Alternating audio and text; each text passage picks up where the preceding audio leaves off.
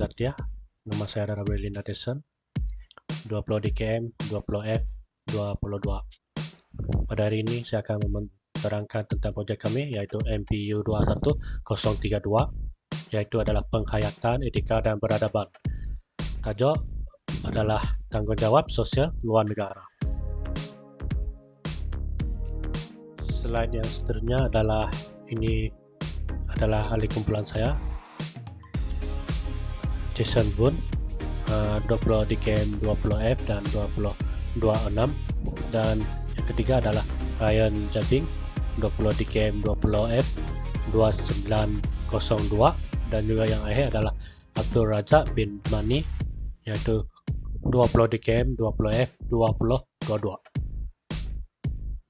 Ini adalah tentang definisi tanggungjawab luar negara. Satu, merupakan tanggungjawab perusahaan sebagai bahagian dari masyarakat global untuk memperhatikan aspek sosial, lingkungan, dan ekonomi dari kegiatan perniagaan di negara-negara lain.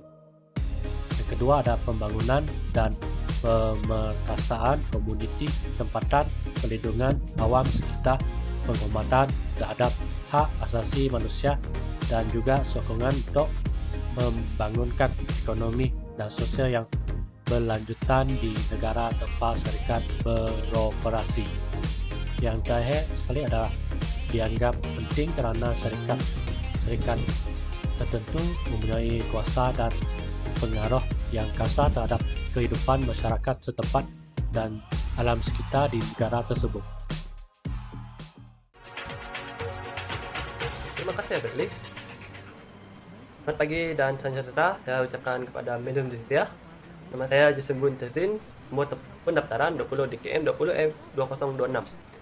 Pada hari ini saya akan membentangkan tentang isu tanggungjawab sosial terhadap luar negara. Isu yang pertama ialah Mercy. Mercy memberikan bantuan kemanusiaan dalam bencana alam. Seperti contoh, Mercy Malaysia bertindak balas terhadap bencana alam seperti gempa bumi, banjir, ribut, dan tanah runtuh di pelbagai negara di luar Malaysia. Mereka menyediakan pasukan perubatan, sukarelawan, dan sumber perubatan untuk membantu bangsa dan memulihkan perkhidmatan kesihatan di kawasan yang terjejas.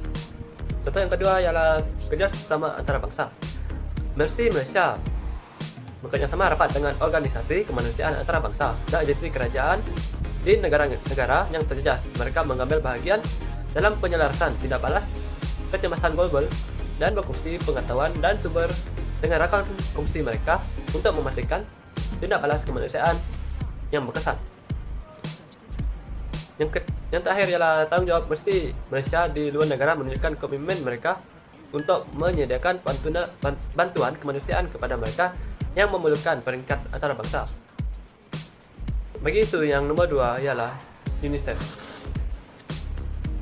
Pihak UNICEF melindungi hak dan memberikan bantuan pembangunan kanak-kanak. Contohnya, UNICEF Committed. UNICEF berusaha untuk melindungi kanak-kanak daripada pelbagai bentuk eksploitasi, keganasan dan penderaan. Mereka bekerja untuk mencegah pemerdagangan kanak-kanak, buruh kanak-kanak, penggunaan kanak-kanak sebagai askar dalam konflik bersenjata, dan memberikan perlindungan untuk kanak-kanak yang ditinggalkan atau dipisahkan daripada keluarga mereka ataupun terjejas oleh bencana. Yang kedua ialah pendidikan eksklusif dan berkualiti. Pihak UNICEF komited untuk melindungi dan juga memastikan akses kepada pendidikan eksklusif dan berkualiti untuk semua kanak-kanak mereka. Mereka bekerjasama dengan kerajaan dan rakan kongsi lain untuk memperluaskan akses kepada pendidikan, meningkatkan kualiti guru dan kemudahan sekolah, dan mempromosikan pendidikan yang responsif kepada keperluan kanak-kanak kurang upaya, kanak-kanak perempuan, kanak-kanak yang hidup dalam kemiskinan. Seterusnya ialah cabaran tanggungjawab sosial luar negara. Yang pertama, Mercy Malaysia bergantung kepada sumbangan dan pembiayaan luar untuk menjalankan operasi kemanusiaan mereka. Mereka perlu terus menggalakkan sokongan kewangan daripada individu, syarikat, institusi dan kerajaan. Cabaran kedua ialah akses ke kawasan terpencil. Dalam situasi bencana alam atau konflik, Malaysia mungkin menghadapi kesukaran untuk mengakses kawasan terpencil dan terjejas seperti jalan rosak. Yang terakhir ialah keselamatan dan keselamatan pasokan. Dan setengah situasi seperti konflik bersenjata atau kawasan tidak stabil, pasukan Malaysia mungkin menghadapi tanggungjawab sosial bagi isu UNICEF ialah kekurangan akses kepada perkhidmatan kesihatan. Ramai kanak-kanak di kawasan terpinggir atau terjejas oleh konflik bersenjata tidak punya akses kepada perkhidmatan kesihatan yang berkualitas. Masalah ini termasuk kekurangan doktor, jururawat, dan infrastruktur kesihatan yang mencukupi. Kekurangan zat makanan, kekurangan nutrisi yang mencukupi adalah masalah serius untuk mempengaruhi pertumbuhan dan perkembangan kanak-kanak. Dan kali ini saya akan membentang yaitu cara mengatasi. Cara mengatasi masalah ini ialah kepembiayaan sumber pembiayaan. Organisasi ini boleh mendapatkan pembiayaan daripada pelbagai sumber, termasuk individu, syarikat, yayasan, kerajaan, dan organisasi antarabangsa. Ini boleh dilakukan dengan meningkatkan kempen pengumpulan dana, membina pengkongsian dengan penderma berpotensi, dan meningkatkan ketelusan dalam penggunaan dana. Dan yang kedua, mengukuhkan rangkaian dan kerjasama. Agensi seperti UNICEF dan Messi Malaysia boleh mengukuhkan kerjasama dengan organisasi kemanusiaan, kerajaan, dan rakan kongsi tempatan yang lain. Ini termasuk mewujudkan perkongsian strategik, bertukar maklumat, menyelaraskan tugas, dan berkongsi sumber untuk meningkatkan kecekapan dan juga keberkesanan dalam memberikan bantuan.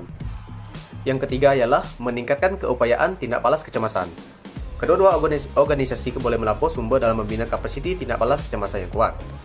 Ini termasuk melatih kaki tangan dan sukarelawan dalam pengurusan bencana pertolongan cemas. Dengan mempunyai pasukan terlatih, mereka dapat bertindak balas cepat dan berkesan terhadap situasi kecemasan. Dan yang keempat ialah inovasi dalam teknologi dan komunikasi. Penggunaan teknologi dan komunikasi dapat membantu UNICEF dan Messi Malaysia mengatasi cabaran geografi dan logistik. Penggunaan teknologi seperti pemetaan geografi, analisis data dan sistem maklumat membantu mengenal pasti bidang yang memerlukan bantuan, menyediakan maklumat masa nyata untuk penyelesaian dan membuat keputusan yang lebih baik.